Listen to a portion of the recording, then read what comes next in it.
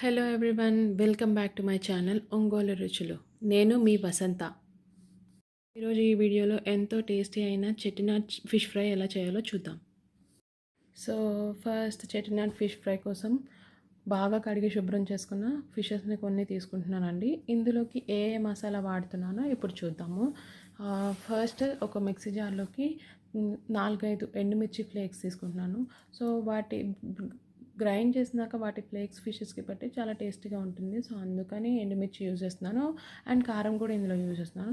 So first ఎండుమిర్చి తీసుకున్న తర్వాత తగినంత ఉప్పు, కారము, పసుపు, జీలకర్ర వేస్తున్నానండి.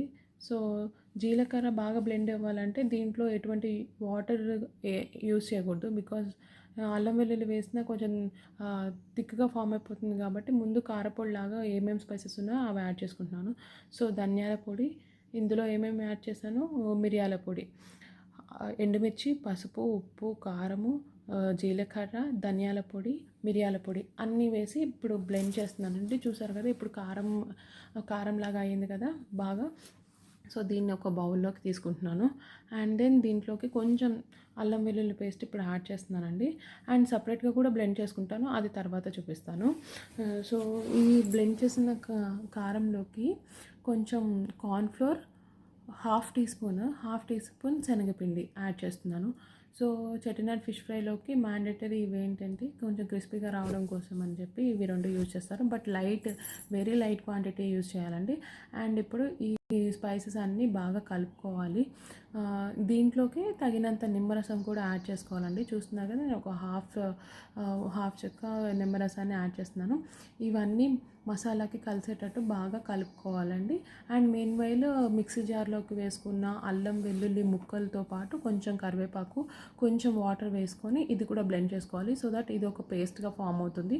సో ఈ పేస్ట్ని ఈ కారపొడిలో కలిపేసుకొని మొత్తం ముద్దగా కలుపుకోవాలండి. సో ఇప్పుడు మసాలా రెడీ అయిపోయింది. ఈ మసాలాని మనం ఫిషెస్కి పట్టించుకోవాలి. సో చూస్తున్నారు కదా ఎంత బాగా ముద్దలా ఫామ్ అయిపోయింది. ఈ మసాలాని ఇప్పుడు నేను ఫిషెస్కి అన్నిటికీ పట్టిస్తున్నాను. సో ఇలా పట్టించిన తర్వాత ఒక 10 minutes రెఫ్రిజిరేట్ చేసుకోవాలి. సో ఫ్రిడ్జ్లో పెట్టుకున్న తర్వాత ఇవి డీప్ ఫ్రై కోసం రెడీగా ఉన్నట్టండి. సో చూస్తున్నారు కదా మసాలా బాగా పట్టింది కదా.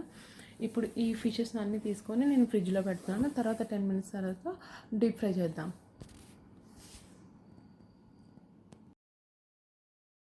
సో ఇప్పుడు ఫ్రిడ్జ్లో 10 minutes ఉంచిన తర్వాత డీప్ ఫ్రై కోసం ఆయిల్ వేస్తున్నానండి. ఒక ప్యాన్ పెట్టుకొని, బట్ ఆయిల్ కొంచెం తక్కువగా తీసుకుంటున్నాను ఎందుకంటే మళ్ళీ ఈ ఆయిల్ రీయూజ్ చేయం కాబట్టి.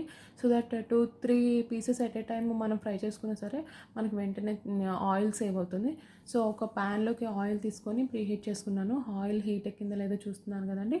అండ్ ఇప్పుడు నేను ఈ ఫిషెస్ని డీప్ ఫ్రై కోసము ఆయిల్లో వేస్తున్నాను. నేను ఇక్కడ 3 pieces తీసుకున్నాను at a time. And then ఇప్పుడు లిడ్తో కవర్ చేస్తున్నాను. డీప్ ఫ్రై చేసుకున్న తర్వాత చూస్తున్నారు కదా ఎంతో టేస్టీ అయిన రుచికరమైన చెట్టినాడ్ ఫిష్ ఫ్రై రెడీ అయిపోయింది. వీటిని సర్వ్ చేసుకోవడమే ఇంకా ఆలస్యం.